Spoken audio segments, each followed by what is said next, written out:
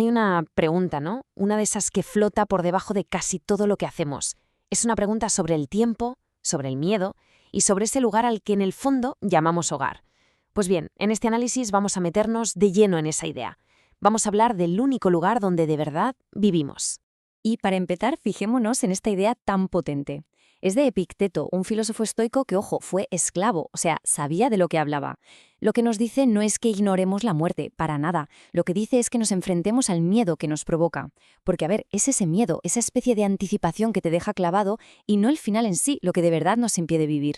Bueno, y esto nos lleva directos a la primera sección. A ver, si el mal supremo no es la muerte, como acabamos de leer de Epicteto, entonces, ¿cuál es el verdadero temor? ¿Qué es lo que se esconde de verdad detrás de todo ese miedo? Y aquí está la clave de todo, ¿verdad? Porque, ¿y si el pavor que sentimos no va del final en sí? ¿Y si en realidad se trata de esa sensación terrible de llegar a ese final con la vida a medio hacer?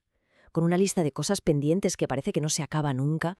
Y es que lo que dice Mark Twain no es un simple consuelo. No, lo que ofrece es un diagnóstico, pero un diagnóstico de cirujano. El miedo a la muerte, dice, es solo un síntoma. Y la enfermedad de fondo, pues una vida que no se ha vivido del todo. Es esa sensación, ¿no?, de no haber aprovechado el tiempo que se nos ha dado. Y por eso, claro, nos aferramos a él con esa desesperación. Vale, perfecto. Si el problema es una vida que no se vive plenamente, la pregunta es, ¿cómo se llega a esa situación? Bueno, pues en esta sección vamos a analizar justo eso. Vamos a ver la arquitectura de esa infelicidad, o sea, cómo hacemos esos constantes viajes en el tiempo con la mente que nos alejan de nuestra propia vida. Y para esto, Lao Tzu nos da un mapa de nuestro mundo interior, que es de una sencillez y una profundidad que asombran. Es que es muy simple. Si hay depresión, se vive en el pasado. Si hay ansiedad, se vive en el futuro. Si hay paz, se vive en el presente. Ya está. 3 frases que, la verdad, lo explican casi todo. Y ojo, que esto no es misticismo, ¿eh? Es un análisis casi estructural de cómo funciona nuestra mente. Vamos a desglosar esto un poco. Por un lado, la depresión. ¿De qué se alimenta? Pues del peso, del lo que fue, el duelo, el arrepentimiento, lo que no se hizo.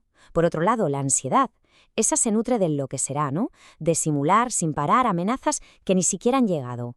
Al final, las dos son formas de viajar en el tiempo con la cabeza. Y las dos, claro, nos roban lo único que de verdad tenemos, el ahora. Y ojo, que esta idea no es para nada nueva, ¿eh?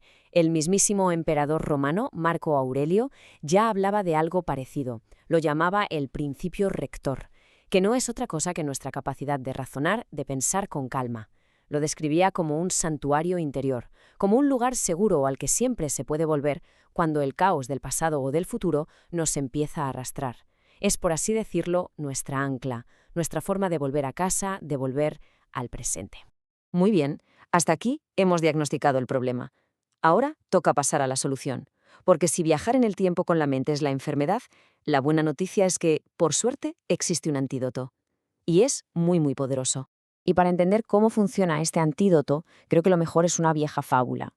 A ver, imaginemos la escena, un ciempiés que se mueve por la vida perfectamente, sin problemas, todo instintivo, todo natural. Hasta que, de repente, llega un escarabajo y le suelta la pregunta: «Oye, ¿qué pata va antes que cuál?». Y claro, el ciempiés, que nunca se lo había planteado, se pone a pensar en ello y acaba en una zanja, paralizado, incapaz de caminar. Pues bien, aquí es donde llegamos al antídoto, la presencia. Y ojo, no hablamos de un estado místico que aparece por arte de magia, ¿eh? Para nada. Es una disciplina. Es, literalmente, el entrenamiento consciente para sacar a ese ciempiés que todos llevamos dentro de la zanja. Es el hábito, la práctica, de volver una y otra vez a lo que es real, al aquí y a la ahora. Vale, de acuerdo. Si es una disciplina, entonces la pregunta es obvia. ¿Cómo se practica? Bueno, pues vamos a ver algunas herramientas, algunas cosas concretas que se pueden hacer para cultivar esa presencia en nuestro día a día. Lo primero de todo es entender qué nos lo impide, ¿no? ¿Qué nos saca del presente? Y la respuesta es que acumulamos. Pero no solo cosas físicas, ¿qué va? Acumulamos un peso invisible. Rencores, ansiedades, compromisos que no queremos, las opiniones de los demás, problemas a los que les damos vueltas y vueltas en la cabeza sin parar. Ese es el verdadero desorden, el que de verdad agobia. Entonces, aquí van 3 prácticas clave. La primera, despejar la mente. Hay que pensar en esto como una limpieza de primavera, pero para la cabeza. Eliminar sin piedad todo lo que ya no sirve, para dejar que entre lo bueno. La segunda, abrazar la lucha. O sea, ser honestos y aceptar que la vida es dura. El alivio no viene de que todo sea fácil, sino de saber que se puede con la dificultad. Y la tercera, practicar el silencio deliberado. Antes de saltar a reaccionar, esperar un poco, observar, y hablar solo cuando la señal se distinga de verdad del ruido de fondo. Y esto conecta perfectamente con esta cita de Carlos Castañeda, que es demoledora de lo simple que es. O nos hacemos miserables o nos hacemos fuertes, pero la cantidad de trabajo es la misma. Pensemos en ello un segundo. La energía que se gasta en preocuparse, en cargar con rencores, en sentirse mal, es exactamente la misma que se podría usar para hacerse más fuerte. El esfuerzo no cambia, solo la dirección en la que lo apuntamos. Y con todo esto sobre la mesa, llegamos ya al corazón del asunto. Hemos visto el miedo, hemos diagnosticado la enfermedad, por llamarla de algún modo, y hemos encontrado el antídoto. Así que ahora vamos a unir todas las piezas. Séneca nos recuerda algo que es brutalmente honesto.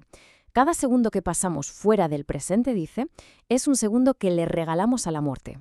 Ojo, esto no es para asustar, no es una amenaza, es un hecho. Es una llamada de atención, pero de las urgentes, para que prestemos atención a la única vida que de verdad tenemos. Y en contraste con esa urgencia, Thich Nhat Hanh lo resume con una calma que es casi absoluta. Toda esa carrera, esa prisa por llegar a alguna parte, en el fondo es una ilusión. Porque el único destino real, el único sitio en el que de verdad se puede estar, es justo aquí y justo ahora. Así que todo esto no termina con una respuesta cerrada, sino más bien con una pregunta abierta. Volviendo a Epicteto, con quien empezamos, el camino a la libertad es una disciplina. La vida, al final, no es una sala de espera, es una práctica constante. Por lo tanto, la pregunta importante no es qué va a pasar en el futuro, sino cómo se va a vivir este preciso único momento.